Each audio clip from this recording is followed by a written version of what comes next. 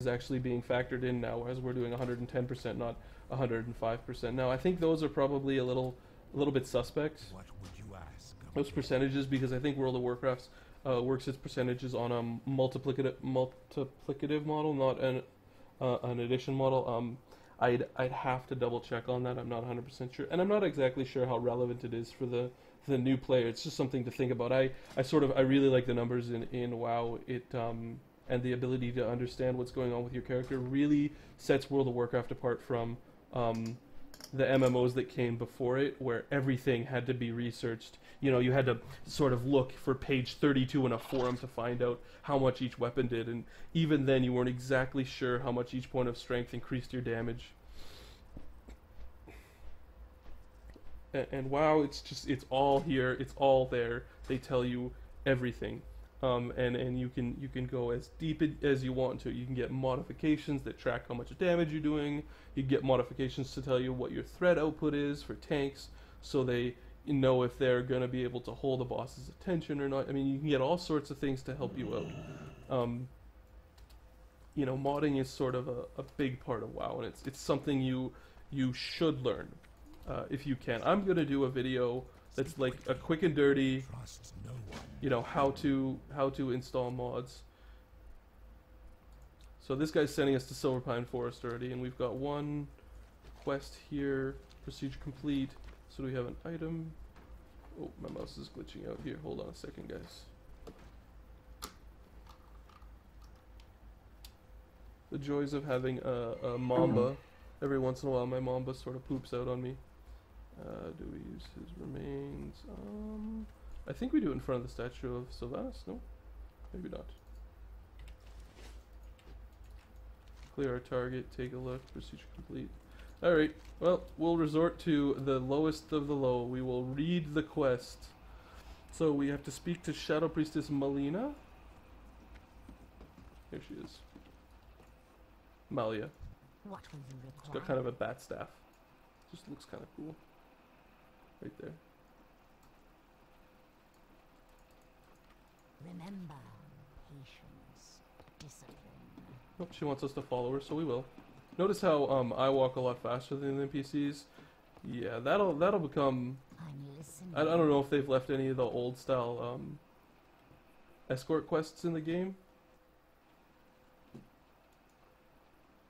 but that'll become frustratingly aggravating much later on. My mouse is still giving me issues.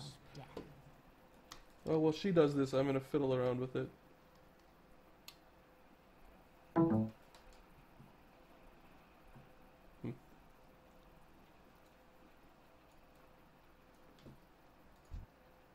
What now?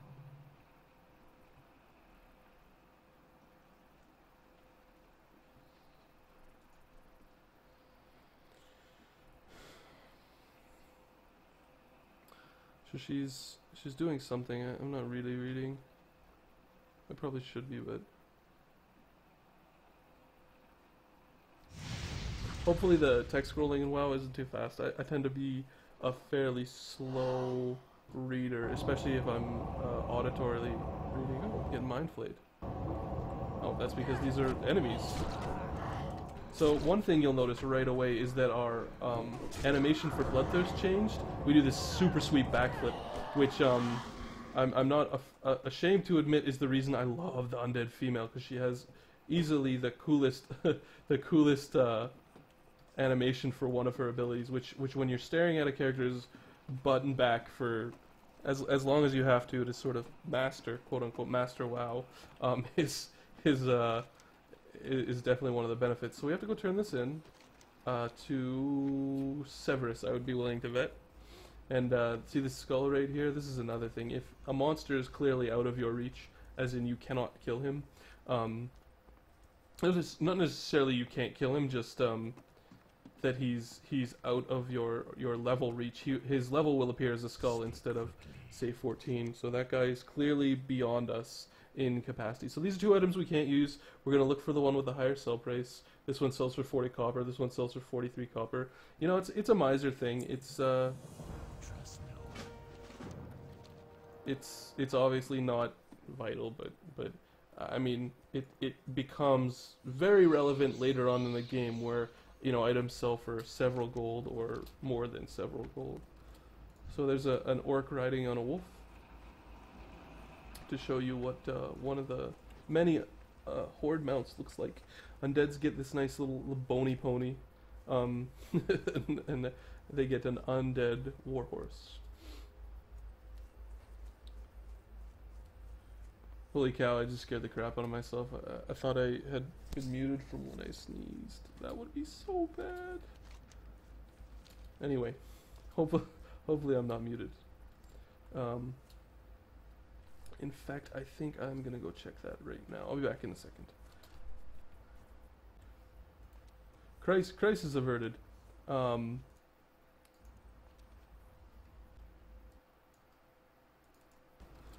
there's an orc.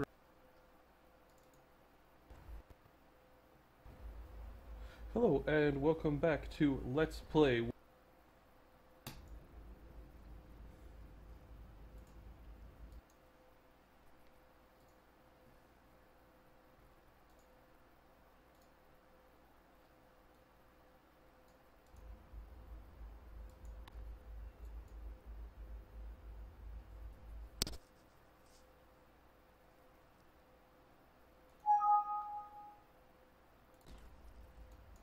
Sorry about that. I just wanted to make sure I wasn't talking to myself. And I wasn't, which is good. It would have been a fucking nightmare. Well, not a nightmare, I just have to re-record and re-roll Litchi, which would just be so not good. So we're on our way to report to an area called the Bulwark over here, and that'll probably open up all this area. You can see as you explore areas, the map becomes visible. So we have places where we've been, the Agaran Mills, the Kelston Estate, Garen's Haunt, all that kind of good stuff. And there's actually an achievement for basically exploring the whole world, which, believe me, is quite the task. Vampiric Duskbat. Let's go back from that. I rendered. See our nice backflip? I really like that. I've definitely played undead females before as a character just so I had that sweet animation. I had a PvP character that I played that was an undead female just for that super sweet animation. So I could do backflips, and I wanted to roll a tank. Her name was Brittle because I thought it was kind of a neat name for a female undead tank.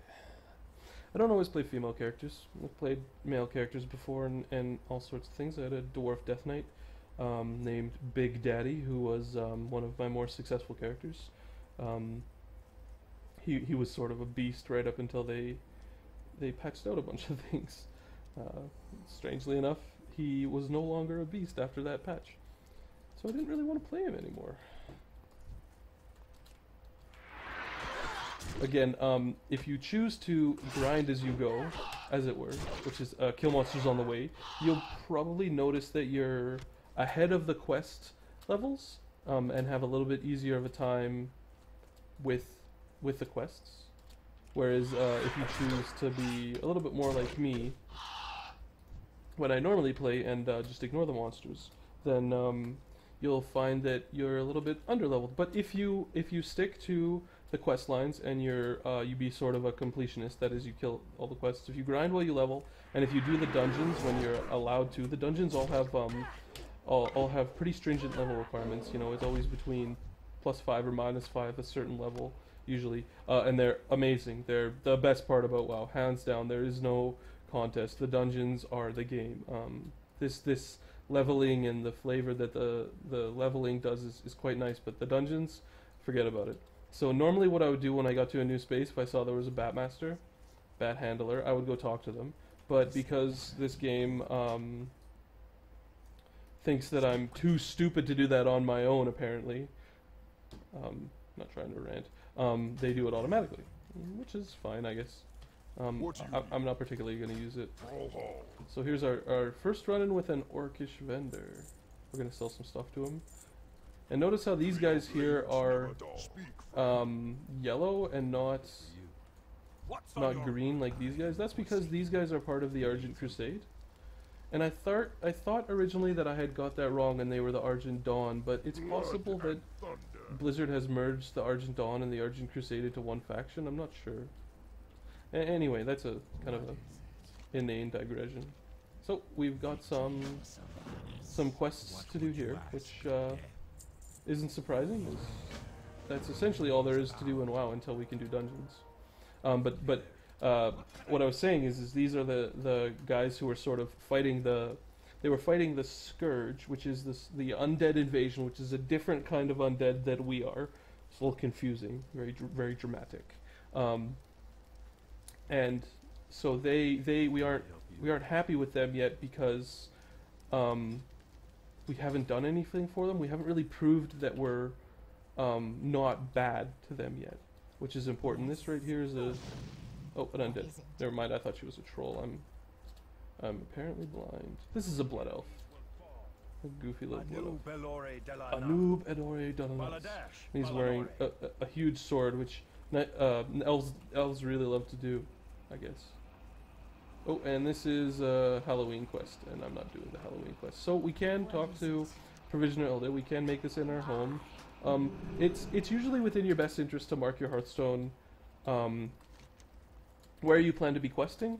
It's also within your interest to mark your Hearthstone somewhere where it's hard to travel to, if you plan on being there, because you can always travel away, and it just makes it easier to travel back. It's not something I would say you have to do at all. It's just a personal preference. Wherever you mark your Hearthstone, as long as you're happy with where it is, and as long as it's useful to you, then I would encourage you to do so. It's not something that is incredibly important, you know, like how you spec your talents, or if you like me or not. You know, those are issues which you have to have the right opinion on, or else you will inevitably you will not be very good at World of Warcraft.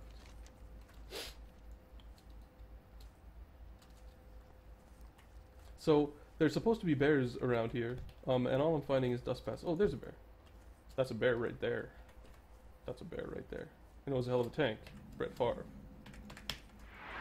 I'm not sure if that video is still around, but I highly encourage you go check it out. It's John Madden's impression. John Madden plays World of Warcraft, something like that. I actually think it's a YTMND, not oh, big numbers. Now Lichy gets to do all these. She's doing a front flip or a back flip. She does flips. Let's just agree she does flips.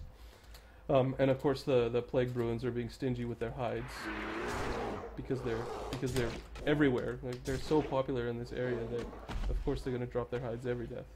And of course he drops one there. I really love. I can't stop talking about the undead's attack animation.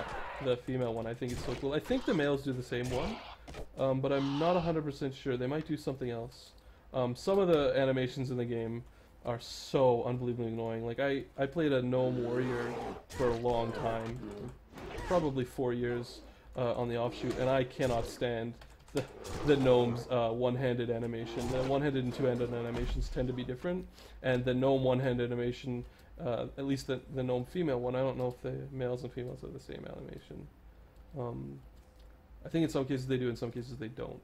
Maybe that's probably the safest answer. It's definitely something that if you care about how your character looks, that you should check out, because every race does it different, and if you don't like it and you invest 300 days played or whatever, that's, you type played and it shows you how long you've been playing. So Lichy is 42 minutes. Played this alone. 3 hours and 50 minutes. So Dizzy, who is my gnome warrior, has something like 180 full days played, which is a lot of hours. I don't know if it's into the 1,000, but I can't do that math in my head. Anyway, it's a long time. That's not how long she's been a character. That's how long in game I've played Dizzy, who is my gnome female